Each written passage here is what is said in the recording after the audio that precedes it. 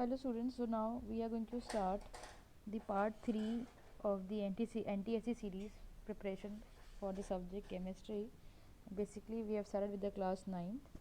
So आज continue करेंगे questions को, ठीक है। लास्ट क्लास हमने कुछ 20 क्वेश्चन देखे थे, आगे और बढ़ते हैं, ठीक है। सो क्वेश्चन है, on changing which of the following the states of matter will change. State of matter क्या होते हैं? सॉलिड, लिक्विड और गैस। तो अगर तुमको सॉलिड से लिक्विड, लिक्विड से गैस या फिर रिवर्स प्रोसेस करनी है तो क्या कंडीशंस अप्लाई करनी पड़ती है, किन चीज़ों की? तुमको पता है टेम्परेचर और प्रेशर, ये दो बहुत इंपॉर्टेंट फिनोमिना हैं जो तुम्हारे स्टेट ऑफ मैटर को बदलने में हेल्प करते हैं। तुमको पता है लिक्विड से गैस बनाने के लिए तुमको हीट करना पड़ता है और गैस से लिक्विड करने के लिए ठंडा करना पड़ता है। सेम वे लिक्विड से गैस बनाने के लिए तुमको प्रेशर हटाना पड़ेगा और गैस से लिक्विड के लिए प्रेशर दबाना पड़ेगा ताकि मॉलिक्यूल्स पास आ जाएं। तो obviously answer is 1C, both pressure and temperature. Melting and freezing point of water. Okay, so melting point मतलब ऐसा टेम्परेचर जहाँ पे कोई भी सब्सटेंस मेल्ट होना पड़े, और फ्रीजिंग पॉइंट का मतलब ऐसा टेम्परेचर जहाँ पर सब्सटेंस फ्रीज होना पड़े, फ्रीज होने लगे। तो मेल्ट तो फ्रीज कोई चीज़ वही मेल्ट होती है ना।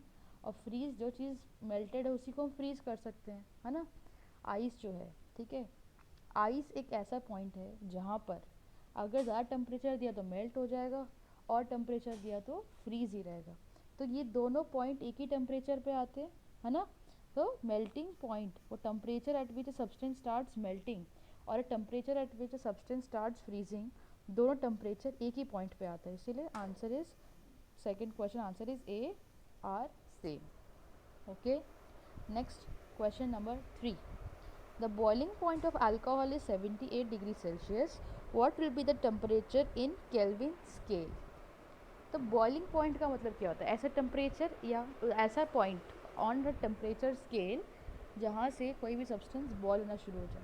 अब अल्कोहल का 78 डिग्री सेल्सियस है, ठीक है। तुमको कन्वर्ट करना से केल्विन में, क्या करोगे? 273 ऐड कर दोगे, और जब तुम ऐड करोगे तो लास्ट वीडियो में मैंने सिखाया है कि कैसे हम लोग टेम्परेचर को केल्विन से सेल्सियस, सेल्सियस से केल्विन में करते हैं। नहीं देखा तो वो वीडियो देखो जाकर, answer will be 375। Okay, question number 4। The latent heat of vaporisation of water is. Latent heat जैसे तुमको हमेशा सब बोलते रहते हैं hidden heat, heat is trapped within the molecules. अब इसका मतलब क्या होता है? इसका मतलब ये है कि मान लो तुम्हारे हाथ में तुमने पानी लिया, उसको आइस बनाया, है ना। आइस बना लिया। अब क्या होता है कि आइस को जब बाहर निकालते हो, ठीक है, आइस को बाहर निकालोगे तो कुछ टाइम के लिए 0 डिग्री सेल्सियस टेम्परेचर देगा, लेकिन फिर क्या होता है, धीरे धीरे आइस जो है पानी बन जाएगा, लेकिन वो पानी का टेम्परेचर भी 0 डिग्री सेल्सियस है।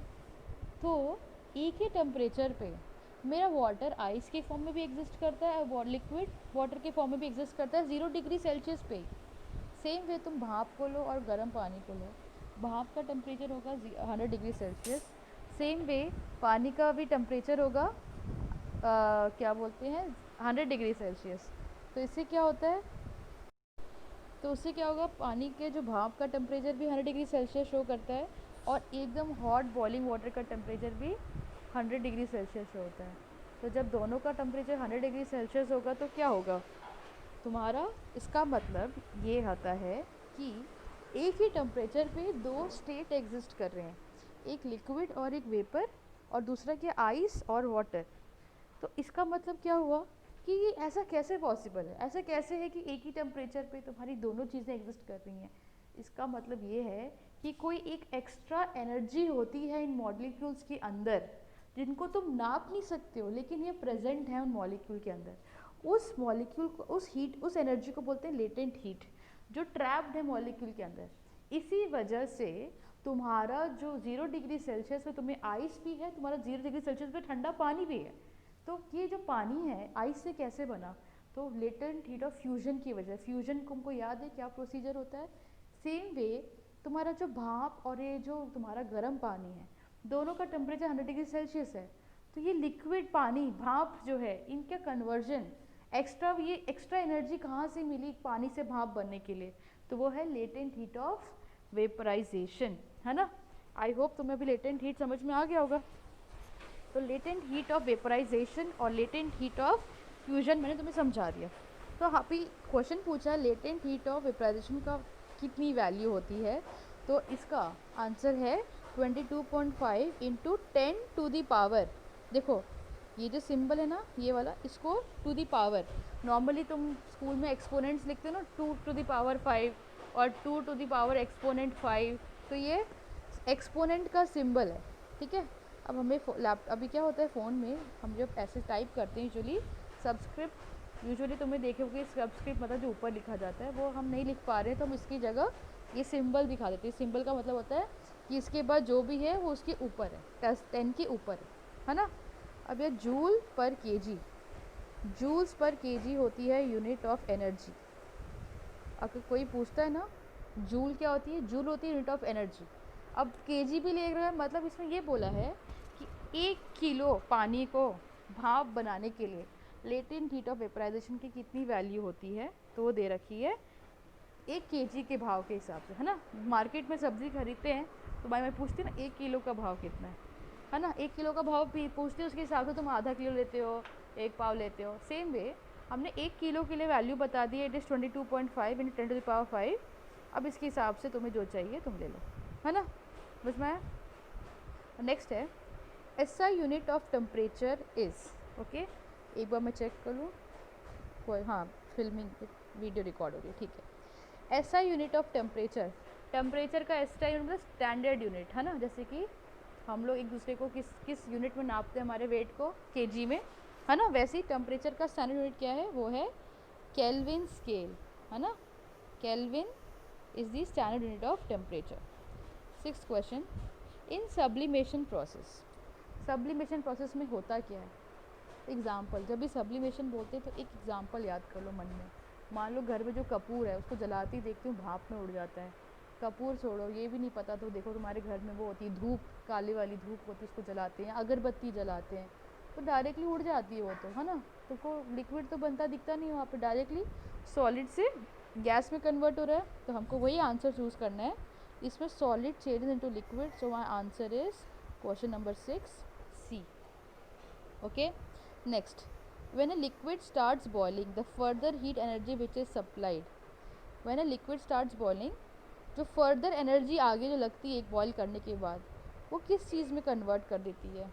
Option A is lost to the surrounding as such, option B increases the temperature of the liquid. लेकिन मुझे पता है 100 डिग्री के बाद तो कोई टेम्परेचर मेरा फिक्स, मतलब एक बार पानी 100 डिग्री पहुंचा उसके आगे 101 102 कुछ नहीं होता, 100 डिग्री आ गया तो सीधे भाप, है ना। तो ऑब्वियसली बी तो नहीं हो सकता। सी देखते हैं, increases the kinetic energy of the liquid, okay we can think of it. D is absorbed as latent heat of vaporisation by the liquid, correct होता है ना। जब एक लिक्विड को बॉईल करते हुए मैं बोलती ना ये सेम टेम्परेचर में भाप भी एग्जिस्ट कर रही है, लिक्विड भी, तो ये जो एक्स्ट्रा एनर्जी क्या होती है, जब मॉलिक्यूल्स होते हैं ना वाटर के, लिक्विड के, वो अब्जॉर्ब कर लेते हैं और उसको क्या करेंगे, लेटेंट हीट में कन्वर्ट कर देंगे। और लेटेंट हीट में कन्वर्ट होने के बाद क्या होता है, अब ये पानी भाप बन जाएगा, वेपराइजेशन हो जाएगा उसका। वेपराइजेशन मतलब वेपर बनना, भाप बनना, तो answer will B D. Next, which of these choices will not change the state of matter, so which of these choices will not change the state of matter, मतलब तुम कैसे, किन इनमें से क्या चीज़ ज़रूरत नहीं है हमें किसी भी मैटर को, मैटर का उसका शेप चेंज करने के, मीन स्टेट चेंज करने के लिए, मतलब सॉलिड लिक्विड या गैस में बदलने के लिए, ठीक है। तो सबसे पहला ऑप्शन क्या दिया है, टेम्परेचर। ऑब्वियसली टेम्परेचर तो इंपॉर्टेंट है सॉलिड लिक्विड या गैस को एक दूसरे में इंटर कन्वर्ट करने में।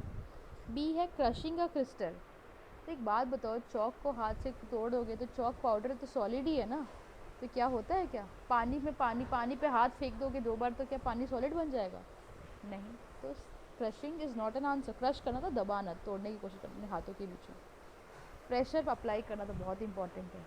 इलेक्ट्रिसिटी से भी हम कर सकते हैं, क्या तुमको पता है, इलेक्ट्रिसिटी से हम लिक्विड को गैस में कन्वर्ट कर सकते हैं, ये पता होना चाहिए, ठीक है। तो answer is crushing a crystal. 9th question, which of the following will respond to sublimation. अभी वाला था सब्लिमेशन मतलब क्या होता है, डायरेक्टली सॉलिड से गैस में। एग्जाम्पल भी पता होना जरूरी है हम लोग को। तो हमें क्वेश्चन पूछा है कि इनमें से कौन करेगा, मतलब कोई एक है जो करेगा, देखते हैं कौन कौन सा है। कॉमन सॉल्ट नहीं करेगा, तुम्हें पता है घर में चीनी जो होती है, अगर तुमने देखा होगा गर्मियों के टाइम चीनी सॉरी कॉमन सॉल्ट नमक, सॉरी नमक गर्मियों के टाइम देखा पानी छोड़ देता है, तो भाप भी बन सकता था ना, पानी क्यों छोड़ रहा है, क्योंकि यहाँ सब्लिमेशन नहीं होता। सेम चीज़ शुगर के साथ भी है, शुगर में नमी लग जाती है। कैम्फर मतलब हमारे घर का कपूर, ऑब्वियसली कपूर तोड़ जाता है ना, ये तो मेरा आंसर है ही। डी भी देख लेते हैं क्या है, पोटेशियम नाइट्रेट। पोटेशियम नाइट्रेट में कलर्ड होता है, पिंक कलर का, ये नहीं होता आंसर, ठीक है, पहले बता दे रही हूँ, तो answer will be C. Then identify the true statement among the following, मतलब इनमें से कौन सा स्टेटमेंट सही है। ऑप्शन नंबर ए है gases are highly compressible and diffuse very easily, सही है ना। गैसेस आर, हमें क्या ढूंढना है, ट्रू स्टेटमेंट। लो पहला ही स्टेटमेंट सही हो गया, गैस सबसे ज़्यादा हाई कंप्रेसिबल होते हैं, डिफ्यूज इजीली हो जाता है, ये तो मुझे मिल ही गया है, ये पहला ही आंसर है मेरा। चलो और पढ़ लेते हैं। नेक्स्ट क्या है, gas are highly compressible possess strong attraction force, ये गलत है, पहला पार्ट सही था इसका, ये तो गलत पार्ट था, तो ये आंसर नहीं हो सकता पूरा सही। Solid molecules are closely packed and highly compressible, इस पार्ट इज रॉन्ग, तो ऑब्वियसली आधा पार्ट सही था आधा पार्ट गलत। इसमें नेक्स्ट क्या लिखा है, solid molecules are loosely packed and possess strong forces, बताओ लूजली पैक होगा तो स्ट्रॉन्ग फोर्स कैसे हो सकता है, ये भी गलत है, इसीलिए ऑब्वियस आंसर मेरा 10th का है, मेरा आंसर ए, ठीक है। Gas are highly compressible and diffuse मतलब तैरना हवा में, है ना, very easily. Next 11th, when common salt is added in ice, okay when, ये इन है, हाँ इज नहीं है, when common salt is added in ice तो क्या होता है, नमक को पानी में डालते हो आइस पे तो क्या होता है, आइस पे, हाँ, तो कुछ अगर कोई ठंडी वाली जगह में गया है ना, तो तुम्हें पता होगा कि आइस को जब हम पानी में डालते हैं तो उससे क्या फ़र्क पड़ता है।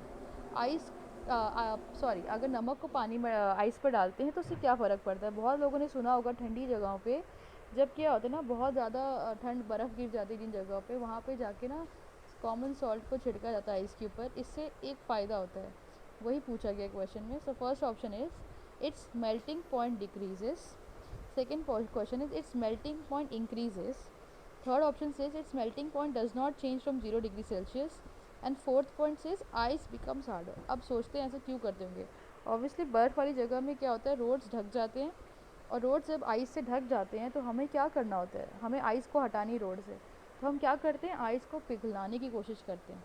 तो अगर उसका मेल्टिंग पॉइंट डिक्रीज़ कर देंगे तो वो आराम से क्या होगा, पिघल जाएगा, इसीलिए आंसर इज़ 11th का answer is 11th A, okay. 11th का answer is A, okay. Next 12th question, which of the following statement is false, गलत स्टेटमेंट ढूंढना है। First says melting and freezing point of a substance are the same, okay, melting and freezing point of a substance are the same, क्या ही सही है, correct, ये तो हमें पता ही था, पहले क्वेश्चन देख चुके हैं। Second, evaporation of liquid takes place only at its boiling point, boiling point पे होता है कि नहीं, इवापोरेशन की डेफिनेशन क्या है, इवापोरेशन की डेफिनेशन ये है कि the evaporation always takes place below the boiling point of this liquid और the substance, so that is why B is false, but we can say more options, you can see all the options. Next is pure water has no taste, correct. Water allows sunlight to pass through it, yes it allows, that's why it is reaching to the aquatic plants, so our answer should be 12B, okay. Now this is a 12 question series, now we will have two more parts of the 12 question series, so we will continue the next time. Thank you.